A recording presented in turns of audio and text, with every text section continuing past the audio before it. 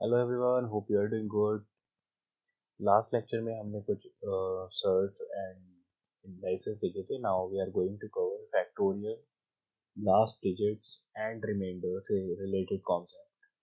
सबसे पहले आपको एक फैक्टोरियल के बारे में थोड़ा सा यहाँ पर इंट्रोडक्शन देते हैं कि अगर एन फैक्टोरियल आपको फाइंड करने को दे दिया जाए तो आप 1 2 3 n-1 नंबर इनटू n आप कर देंगे तो इसका फैक्टोरियल निकल जाता है, जैसे यहाँ पर लिखा हुआ है।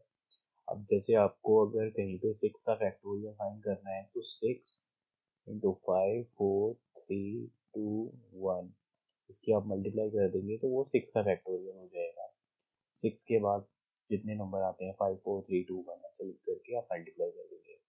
0 का फैक्टोरियल ऑलवेज 1 होता है and n factorial is always an even number अगर n आपका 2 से बड़ा है या 2 के बराबर है, तब आपका ये हमेशा एक इवन नंबर आएगा। एंड अगर एंड करता है n factorial always and with 0 अगर n इज ग्रेटर इक्वल 5। यहाँ लिख रखा है कि n factorial is always an even number जब n factorial n is greater equal and n is or factorial is always ends with 0 if n is greater equal to 5। अब number of zeros count करना, इस पे related question आते हैं। At the end of the product कितने zero हैं, number of zeros आप बताइए, ऐसे करके क्वेश्चन आते हैं। So the number of zeros किस पे डिपेंड करते हैं? 2 and 5, 5 × 2 = 10। सो कितने 2 and 5 के पेयर है इस पर डिपेंड करेंगे कि उस नंबर के लास्ट में कितने जीरोस हैं। The number of zeros at the end of the product depends upon 2 × 5, but the condition अगर 2 की power k into 5 to the power something l, तो यहाँ पर k नंबर ऑफ जीरोस आएंगे तब जब k की पावर, ये जो k है वो l से छोटा होगा। l यहाँ पर अगर बड़ा है, लेट्स सपोज अगर यहाँ पर 2 की पावर 2 है एंड 5 की पावर 4 है, तो यहाँ 2 और 5 के कितने पेयर है? 2 × 5 के कितने पेयर है? यहाँ पर 2 पेयर है। क्यों? क्योंकि जिसकी पावर छोटी है उसी को तो आप लेंगे। यहाँ पर तो 5 की पावर 4 है ना, तो 5 2 × 5 2, सो 2 की पावर 2, सो 2 के कितने पेयर हो गए? इसके मल्टीप्लाई के ये 5 तो अलग रह गया, यहाँ पर 2 पेयर हो गए। सो जो स्मॉलर है, यानी यहाँ वही कह रखे हैं कि गिव्स के नंबर ऑफ जीरो इफ के इज स्मॉलर देन एल। अगर एल स्मॉलर है तो एल नंबर ऑफ जीरोस हो जाएंगे, के स्मॉलर है तो के नंबर ऑफ जीरोस हो जाएंगे। 2 × 5 में जिसकी पावर स्मॉलर होगी उतने नंबर ऑफ जीरोस हो जाएंगे। Simply find the number of zeros in the product of 10 factorial. 10 factorial को हम कैसे लिखते हैं? 10 × 9 × 8 × 7, ऐसे ही रिवर्स में 1 तक मल्टीप्लाई करके लिखेंगे। एंड यहाँ हमें देखना है 2 × 5 के कितने पेयर हैं। तो वो चेक करने के लिए आप एक 2 यहाँ है, दो 2 यहाँ पर है। 2 का स्क्वायर होता है 4 एंड 6 में एक 2 है एंड 8 में 2 टू द पावर 3 होता है एंड 10 में एक 2 है। तो टोटल यहाँ पर 8 2 है एंड 5 काउंट कर लेते हैं। एक 5 यहाँ है एंड एक 5 10 में है। तो यहाँ 2 5 है एंड 8 2 है, यानी 2 की पावर 8 है एंड 5 की पावर 2 है। तो जिसकी पावर स्मॉल रहेगी इस पेयर में वो उतने जीरोस हो जाएंगे। So the number of zeros 2, 5 की पावर 2 है। एंड नंबर ऑफ जीरोस अगर आपको इसके काउंट करने हैं, 2 की पावर 222 इंटू 5 की power 555 and number of zeros इसके काउंट करने हैं the end of the product. So मैंने जैसे बताया था कि इसमें जिसकी पावर स्मॉलर है उतने नंबर ऑफ जीरोस हो जाएंगे। तो 2 की पावर 222 है, स्मॉलर है, तो इसके number of zeros at the end of the product हो जाएंगे 222। अब आपको बताना है डिविजिबिलिटी किसी फैक्टोरियल की number by largest power of any number. Divisibility of a factorial number by the largest power of any number. Let we have to find the highest power of k that can exactly divide it n factorial। k की highest power जो कि n factorial को divide करते हैं, we divide n by k, n by k square and n by k cube till we get n upon k to the power x equal to 1। इसको एक question से समझने की कोशिश करते हैं। जैसे अगर यहाँ पर दिया है कि find the largest power of 5 contained in 124 factorial. 124 factorial में 5 की वो लार्जेस्ट पावर बतानी है, कितनी लार्जेस्ट पावर कंटेन्ड है 124 फैक्टोरियल में। तो सिंपली आप क्या करेंगे, इसको अप्लाई करते हैं n by K N plus N by K square plus N by K cube plus dot dot N upon K to the power X. तो यहाँ 124 है, तो 124 सबसे पहले 5 एंड देन 5 की पावर एक एक हम इंक्रीज करते रहेंगे 5 स्क्वायर एंड 124 5 क्यूब करेंगे। अब 5 क्यूब कितना होता है, 5 क्यूब होता है 125। अब ये 125 आ गया, यानी इसको काउंट नहीं करेंगे। कहाँ तक काउंट करना है, जब तक ये n upon K to the power X equal to 1 ना आ जाए, ठीक है, to 1 till we get this to 1, यहाँ तक ही काउंट करेंगे एंड इसको ऐड कर देंगे। किसको, 24 को प्लस 4 को, यह आ जाएगा आपका 28। 5 से अब इसको डिवाइड करेंगे तो आएगा 5 टू द 10, 2 बचा एंड देन अगेन 5 4 से 20, 24 एंड यहाँ पर आ गया 25। 25 से जब 124 को डिवाइड करेंगे तो 4 टाइम्स जाएगा, तो 24 प्लस 4 28, यहाँ आ गया 28। Find the largest power of 7 that can exactly divide 777 factorial. 707 एक सेकेंड वे इसका ये है कि अगर आपको ये दिया है इसका factorial largest power of 7 that can exactly divide इसको, तो हम सिंपली इसको फैक्टराइजेशन मेथड से डिवाइड करते हैं 7 से 111, देन अब अगेन 7 से जाएगा तो 15 times and then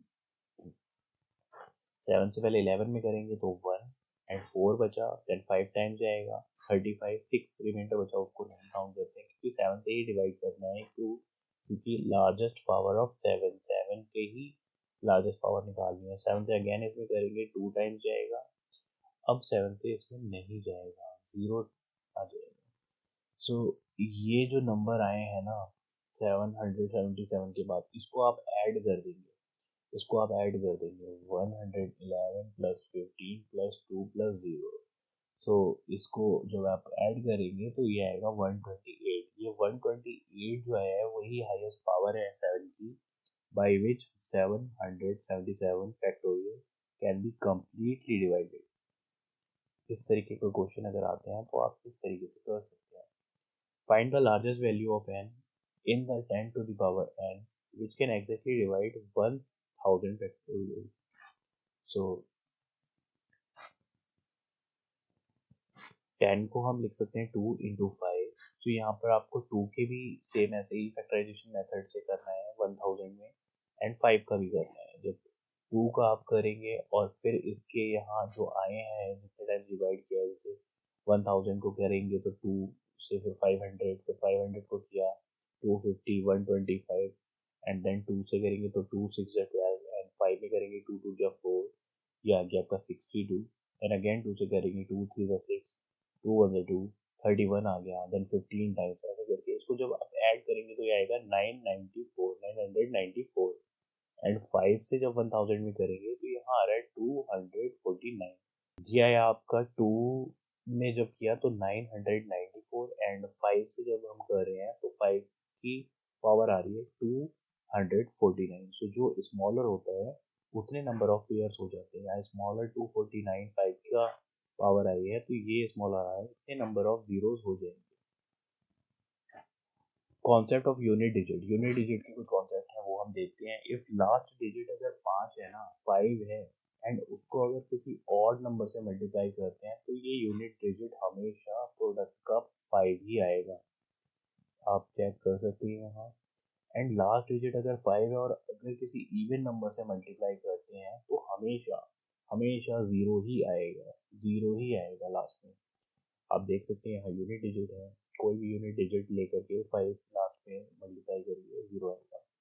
unit digit of 123 plus 345 plus 780 plus 65 plus 44, यहाँ सबके यूनिट डिजिट ले करके उसको ऐड कर देंगे और ऐड करने पर जो आएगा उसका यूनिट डिजिट ही आंसर हो जाएगा। जैसे यहाँ पर 3 लेंगे, यहाँ पर 5 लेंगे, यहाँ 0, 5, 4 इन सबको ऐड किया आया 17। 17 का यूनिट डिजिट 7 है, तो इसका एडिशन करके भी जो यूनिट डिजिट आएगा वो 7 होगा। Find the unit digit of 676 into 543 into 90 by multiplied. इसके यूनिट डिजिट को सबसे पहले मल्टीप्लाई करेंगे। इसका यह है 6, इसका 3 एंड इसका 9। इन तीनों की जो मल्टीप्लाई किया है 162। 162 का यूनिट डिजिट क्या है 2। सो जो प्रोडक्ट है ना उसका भी यूनिट डिजिट 2 आएगा। साइक्लिसिटी यूनिट डिजिट की एक अच्छा कॉन्सेप्ट है, इससे काफी क्वेश्चन बनते हैं। सो कितने टर्म्स के बाद वो उसकी पावर रिपीट हो रही है, वो नंबर रिपीट हो रहा है। जैसे 2 इंटू 1 2।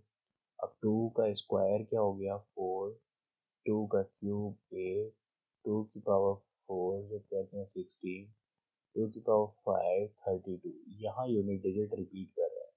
एंड नेक्स्ट जब वो रिपीट करेगा 2 टू द पावर 6 64 एंड ऐसे ही 128 256 5 1 2 देन अगेन 2। यहाँ यूनिट डिजिट रिपीट कर रहा है, तो 2 टू द पावर 7 आया, 2 to the power 8, 2 to the power 9।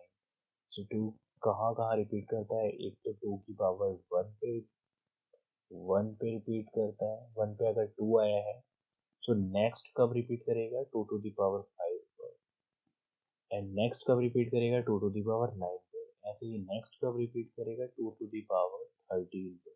Next कहाँ रिपीट करेगा 2 टू द पावर 17 पर। सो 2 की यहाँ पर साइक्लिसिटी हमें यहाँ पता चल जाती है कि कितने टर्म्स के बाद वो डिजिट वो रिपीट करता है, ये उसकी साइक्लिसिटी हो जाती है। अब ऐसे ही आप अगर 4 को देखेंगे तो 4 कहाँ पे रिपीट कर रहा है, 4 भी सेम। नेक्स्ट टर्म क्या है 4, 4 आपका इसके बाद रिपीट कर रहा है। ये 8 जो है ये कहाँ रिपीट कर रहा है, ये नेक्स्ट टर्म देख लीजिए आप। नेक्स्ट सभी वो रिपीट करते हैं, 16 में 6 इस तरीके से रिपीट करते हैं।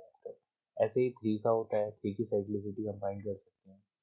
अब कुछ नोट आप बना करके लिख सकते हैं कि लास्ट डिजिट अगर यूनिट डिजिट 0 1 5 6 है तो इसका इसका हमेशा सेम रहेगा, कितनी भी इसकी पावर हो जाती है।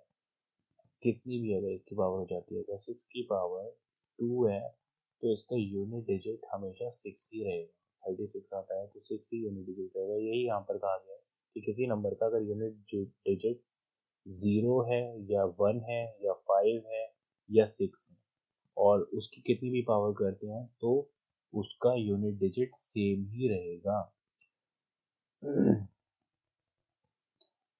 सेकेंड पॉइंट यहाँ पर है कि लास्ट डिजिट अगर 4 है या 9 एंड 9 है तो follow the same pattern of odd even there period 2।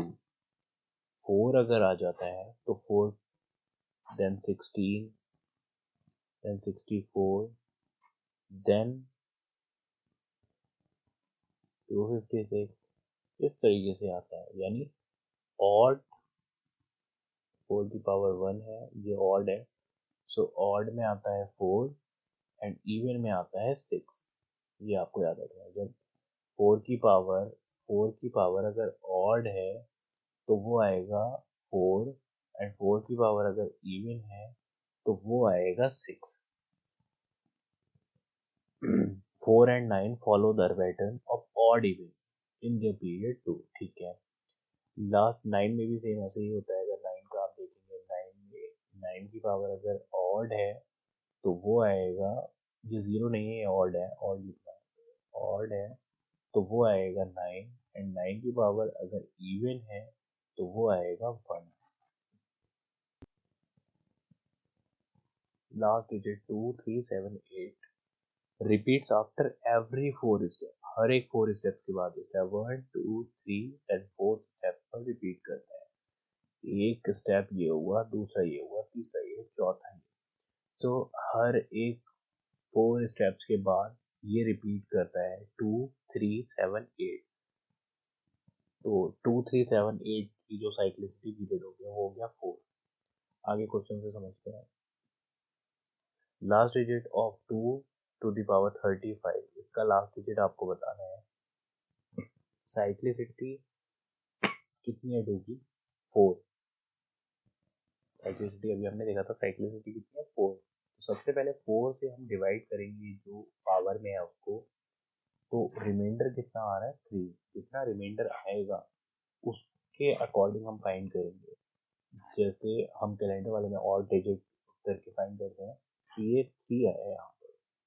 सो 3 पर क्या आएगा लास्ट डिजिट, वो हमें देखना है। तो लास्ट डिजिट कितना हो जाएगा? जो 2⁵ है उसका लास्ट डिजिट 2⁵ के बराबर होगा, और 2⁵ कितना होता है? 8। उसका लास्ट डिजिट 8 हो जाएगा। अब जैसे 12⁵78 दिया है, यहाँ पर 2 है last digit and unit digit, इसका हमें फाइंड करना है। तो जैसे अभी आपको पता है कि 2 की साइक्लिसिटी कितनी है? 4। 78 को 4 से सबसे पहले डिवाइड करेंगे और रिमाइंडर फाइंड करेंगे। रिमाइंडर कितना आ गया यहाँ पे? रिमाइंडर आएगा 4 1, यहाँ पर 3 बचा, 3 से करेंगे तो 2 रिमाइंडर आ रहा है, यहाँ पर रिमाइंडर आ रहा है 2। अब यहाँ 2 रिमाइंडर आने का मतलब ये है कि 2⁵78, 12⁵78 या 2⁵78 की जो यूनिट डिजिट आएगा वो 2⁵2 का भी वही आएगा। सो यूनिट डिजिट 12⁵78 का जो आएगा वो 2⁵2 का भी आएगा। 2⁵2 ये कुछ सॉल्यूशंस दे रखे हैं जो आप यूज करते हैं हमेशा, आपको पता ही होता है। a प्लस बी का होल स्क्वायर क्या होता है? माइनस बी का whole square, a plus b plus c का whole square, a plus b का होल क्यूब, ये दोनों हम अक्सर भूल जाते हैं। सो सबको आइडिया है, एक इसको देख लेना। कॉन्सेप्ट ऑफ रिमाइंडर, रिमाइंडर की कुछ कॉन्सेप्ट अब हम कवर करेंगे। क्या कॉन्सेप्ट है? तो find the remainder when 38 plus 71 plus 85 is divided by 16। 16 से इसको डिवाइड कर रहे हैं तो रिमाइंडर क्या होगा? हम सेपरेटली रिमाइंडर फाइंड कर लेते हैं। 38 को जब 16 से डिवाइड करते हैं, 16 टू जब 32, रिमाइंडर आया 6। 16 से जब 71 में करते हैं, 16 4 जा 64, सो 64 एंड 71 से जब माइनस करेंगे 64 को, तो ये आ गया 7 रिमाइंडर। एंड अगेन 85 में करते हैं तो 16 5 जा 80, तो यहाँ 85 माइनस 80, यहाँ पर 5 रिमाइंडर आ गया, 3 रिमाइंडर आ गए। सो इसमें क्या बोल रखा है कि some find the remainder when 38 plus 71 plus 85, ये 3 दे रखा है। तो हमने सबसे पहले इसके रिमाइंडर फाइंड किए, 38 71 और 85 को अलग अलग 16 से डिवाइड करके उन रिमाइंडर्स जो आए हैं उनको सम कर दिया, उनको ऐड कर दिया, 18 आया। अब 18 को अगेन 2 से हमने 16 से डिवाइड किया तो रिमाइंडर आ गया 2। अब यही हमारा आंसर हो जाएगा। रिमाइंडर्स को ऐड किया एंड अगेन 16 से डिवाइड किया एंड फिर जो हमारा रिमाइंडर आया है तो वो आपका आंसर है। नेक्स्ट क्वेश्चन वही सम है नंबर्स का, इसको डिवाइड कर रहे हैं 20 से, तो हमें रिमाइंडर फाइंड करना है। Simply remainder when given number are divided by 20। So इसमें आपको जब 20 से आप डिवाइड करेंगे तो कितनी टाइम जाएगा ये एंड कितना रिमाइंडर बचेगा? इसमें जब आप डिवाइड करेंगे 16 61 में 20 से आप डिवाइड करेंगे, सो 8 टाइम्स, यहाँ बचा आपका 6 1, देन 3 टाइम्स, यहाँ आ गया 61 रिमाइंडर, तो यहाँ 1 लिख दिया। एंड अगेन आपको 1551 में आप जब करेंगे 20 से डिवाइड, तो 7 टाइम 140, 15 बचा 1 आया एंड 7 से 140 11, सो 11 यहाँ लिख दिया हमने। ऐसे ही अब जब आप कर रहे हैं तो फिर 1, फिर अगेन 13 31 में करेंगे तो 11, 12 21 में करेंगे तो 1। तो इस तरीके से आपका रिमाइंडर आया है। अब required remainder can be obtained by dividing, इस रिमाइंडर का सम करेंगे, ऐड करेंगे, और जो नंबर आएगा उसको अगेन 20 से डिवाइड करने पर जो रिमाइंडर आएगा वही हमारा इस सम को डिवाइड करने से आएगा। तो हमने जो रिमाइंडर आया उसका सम क्या आया 25। 25 को अगर 20 से डिवाइड करते हैं तो रिमाइंडर आता है 5। ये 5 वही रिमाइंडर है जो हम इसको डिवाइड करने से आता है।